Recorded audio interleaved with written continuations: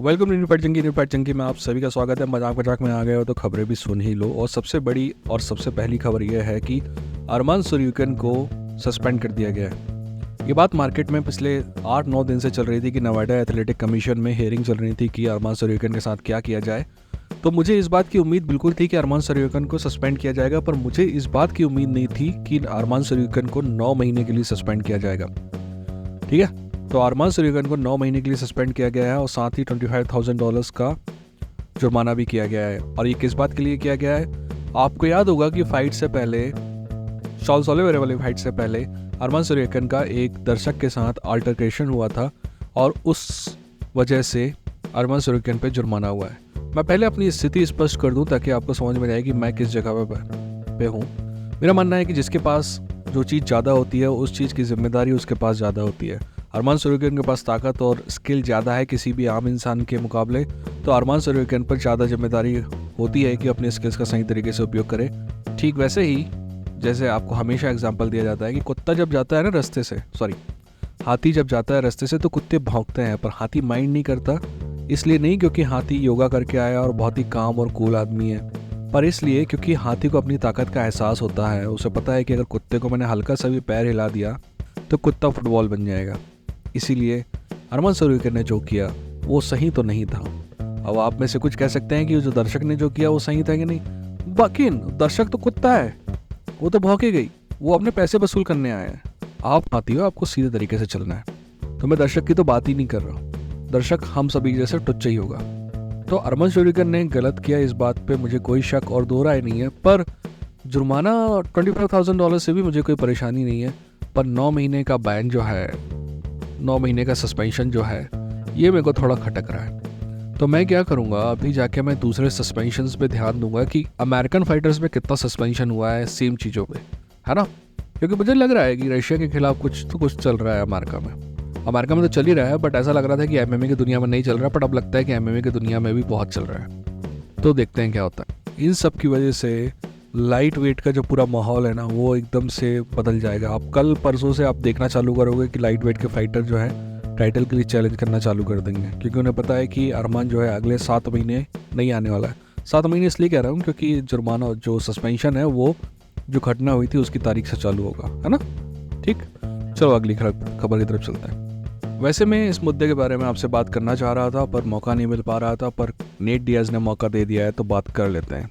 Nate Diaz ने हाल ही में दिए गए एक बयान में कहा कि पुल आउट करने का जो आइडिया था कॉनर मैकग्रेगर का 303 से, it was a good idea. तो मैं आपको बता देता हूँ कि मेरे विचार इन सब के बारे में क्या हैं।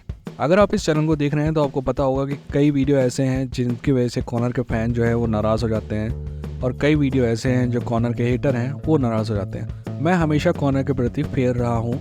अगर उसने कोई गलती की है तो मैंने आपको बताई है, अगर कोई सही काम किया है तो भी उसको बताया है, आपको बताया है। इस मुद्दे पे भी बात करना ज़रूरी है। देखिए कॉनर मैकग्रेगर ने क्या कहा। कॉनर मैकग्रेगर ने कहा कि उसका जो टो है वो एक्सरे उसने दिखाया और उसने कहा कि ये इंजरी है जिसकी वजह से मैं फाइट नहीं कर पाया।